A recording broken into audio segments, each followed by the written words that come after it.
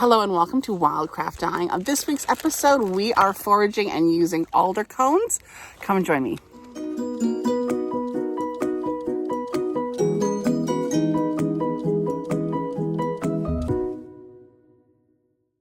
In this video, we are going to be dyeing with female and male catkins. These are the cones that are found on this, which is a red alder. You find it here on the West Coast. But the interesting thing is catkins come from a broad range of trees, including birches, beeches, fig trees, willows, tons of trees. So I'm hoping that you can be able to use this information for the trees in your area. So red alders are found here on the west coast of British Columbia, also known as Alnus rubra. You're looking for bark that is an ashy gray and smooth, and the leaves are ovate, about sort of 2.5 to 6 inches or 7 to 15 centimeters long. Now, a good way to identify this tree is actually to look on the ground for exactly the cones that we're going to be using today. So the next question is, what is a catkin? These are pendulous, meaning they hang down, male or female flower spikes, and we tend to call them cones, but they also have this one, which is the male one that produces the male pollen. Now, underneath the tree is where you want to look, and you tend to want to get them in the fall or the winter. That are the ideal time to harvest. In the spring, they are green, and as such, they don't seem to have as much color potential as when they darken and fall off and you can harvest. And the nice things about harvesting these cones is the simple fact that there's no harm to the tree. You're just collecting off the ground. Now, the next question usually is, how much are you going to need? And I'll actually be covering that in the next section.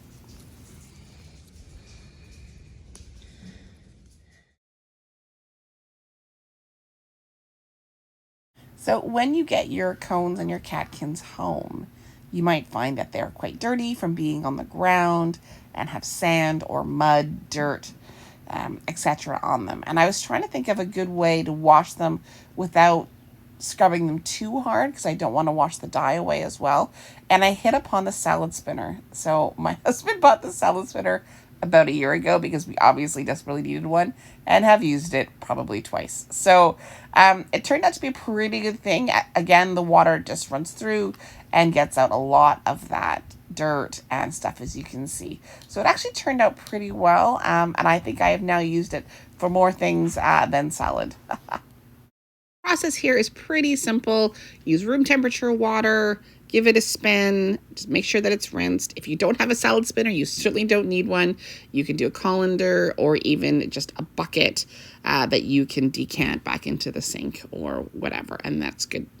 Now, one of the things you'll notice about this video is I actually split up the female catkins that you just saw, and here are the male catkins. I wanted to see if I would get different colors, and I did actually in the end did get slightly different colors, but really I think that the colors are so close together, you can probably just collect both and have both of them count towards the weight of your project.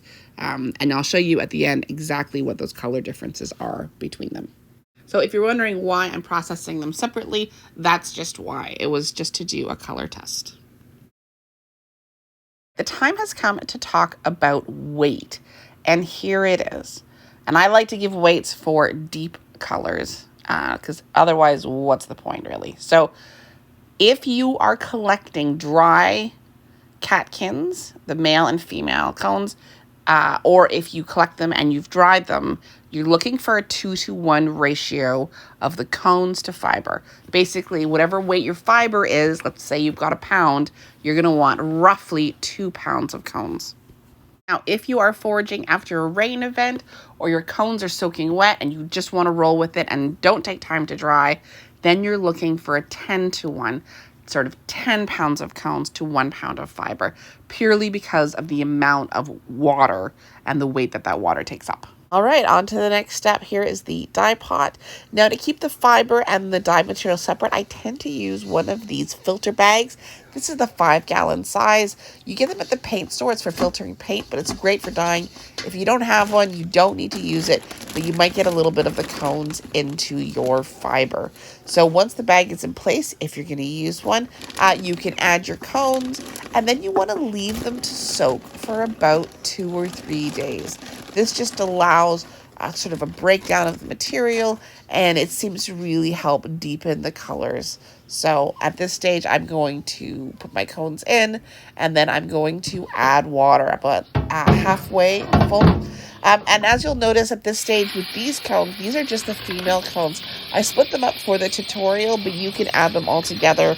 I really found by the end of it all, the color difference between the two wasn't all that useful. And if you add them, that's just more weight, so you can dye more fiber if you combine them.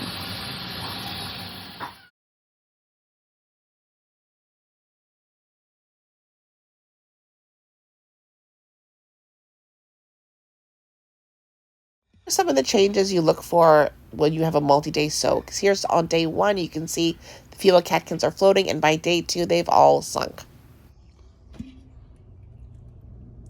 That looks ready. Everything's sunk, and it's dark color. I think we should dye with it. Oh, look at the reflection of the hockey stick. How can you tell we're in Canada? I just wanted to show you that the male catkins have a similar pattern, floating on day 1, starting to sink on day 2, and then by day 3, completely submerged. Then on day 3, you want to take your pot or pots, if you've separated them, into your kitchen, onto the stove, and now you're going to heat it, simmer it, for about 1 hour. You want to get it to a maximum of about 80 degrees Celsius, which is 176 Fahrenheit. Don't get it any hotter than this, as you might destroy your dyes.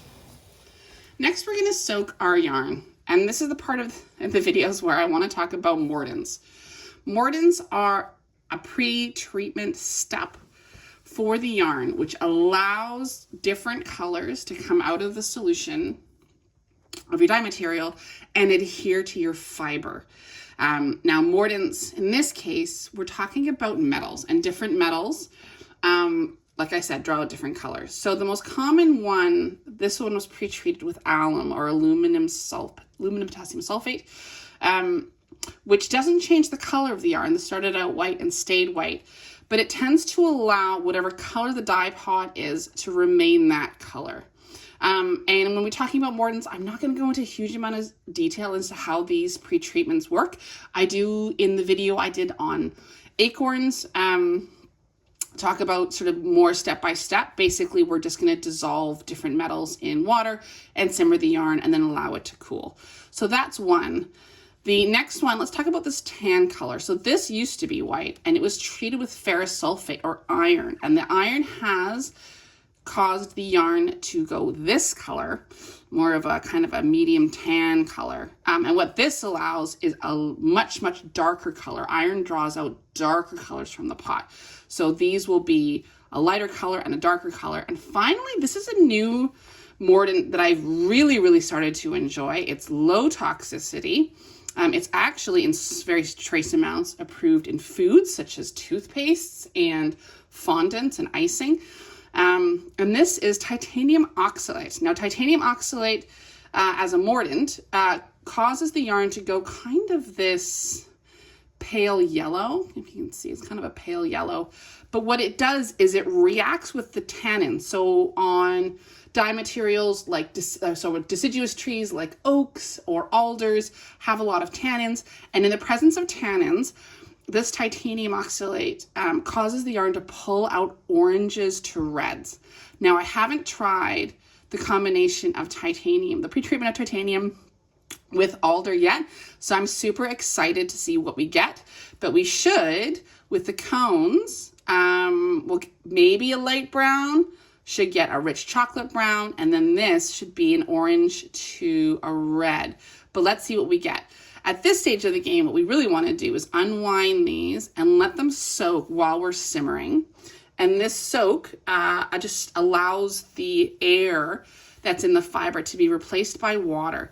And then, so you want to do this for about 20 minutes up to an hour. Just let it sort of soak, give it a ring, and then we're going to put it in the pot. And just that moisture allows these, when it comes time, just to sink more easily into the pot.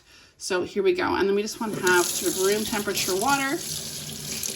And then I often split these up, as you can see. And the reason is, especially with the iron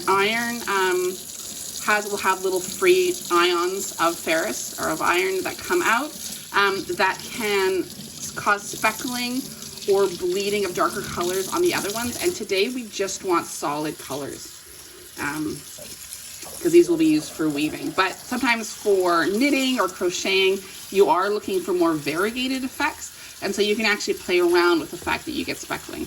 But today we're just going to soak them separately. And usually by the time they're done soaking, you've pulled out a lot of those free ions. So you can just put them in and it's not going to affect your dyeing. So we'll do this. We'll give it a bit of squeeze.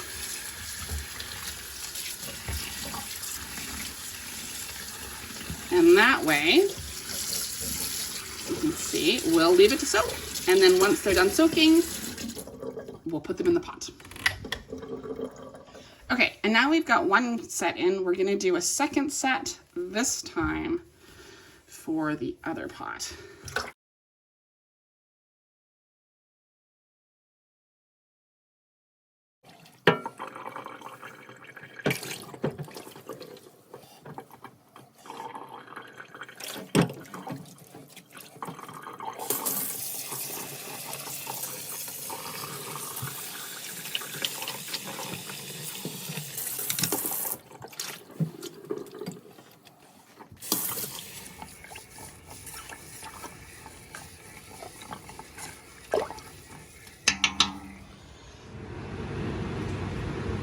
So this is a simmer. Lots of steam.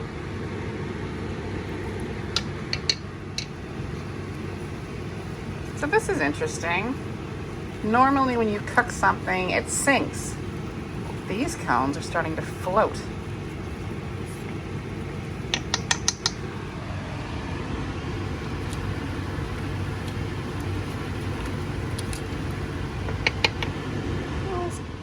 So one thing you want to watch, you never want your pot, or rarely want your pots to ever boil.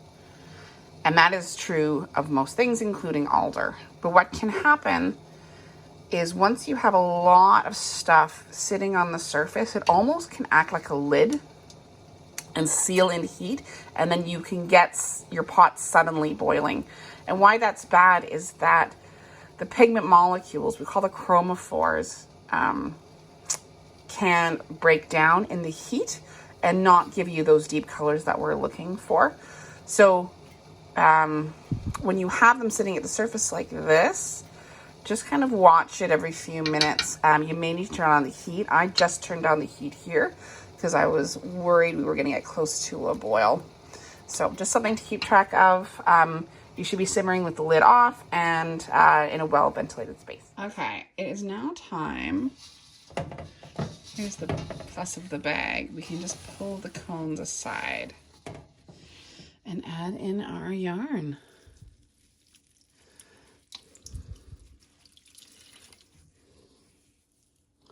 There's the alum.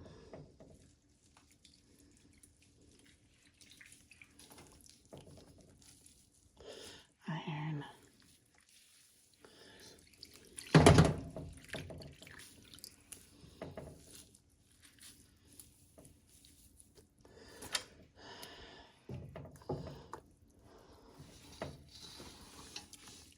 So one thing you can do with the bags too that I like is to put it back on top. And what it does is it makes sure that the yarn or your fabric, whatever it is you're dyeing, stays below the surface for sort of maximum color. And there we go. Then we're going to turn up the heat for another hour. Back up to a simmer. All right, let's check out how the wool is doing in the alder cones.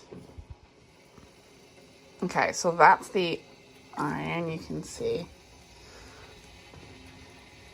Now the tan one will be the alum.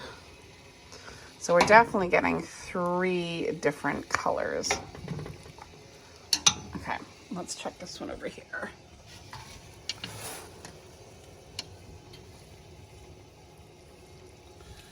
I would say similar, maybe not quite as dark. Oh, the camera's steaming up. All right. It has now cooled down. Let's see what the alder cones have. I'm excited.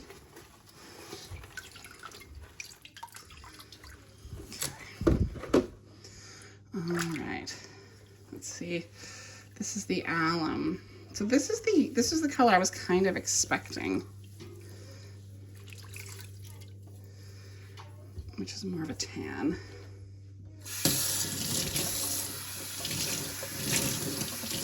Let's see how much color is coming out.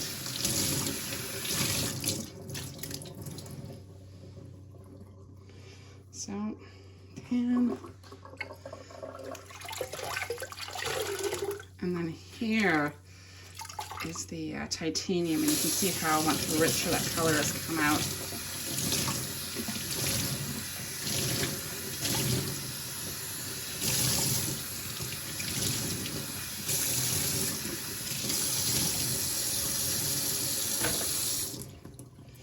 Next to the tan, and then there should be one more in here, which is the chocolate brown.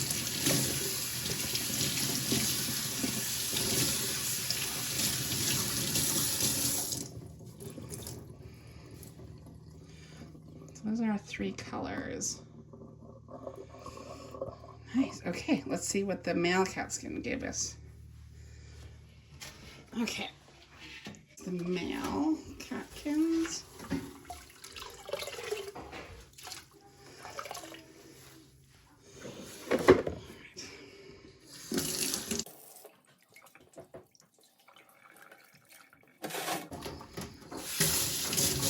Interesting. This one came out almost like with green undertones.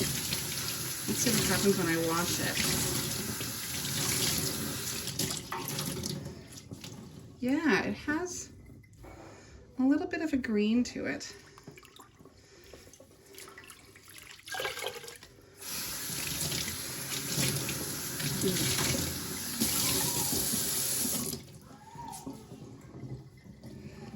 There's that.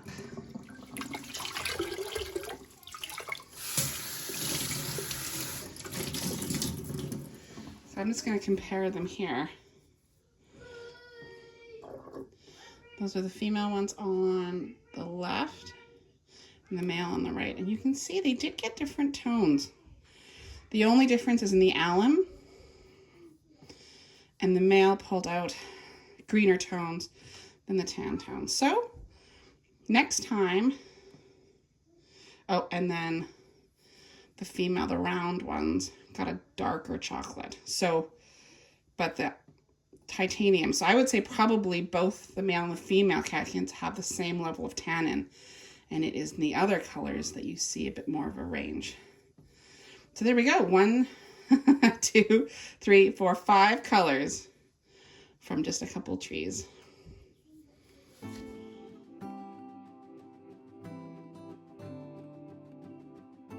Thank you so much for watching. Feel free to like and subscribe for more videos on natural dyeing.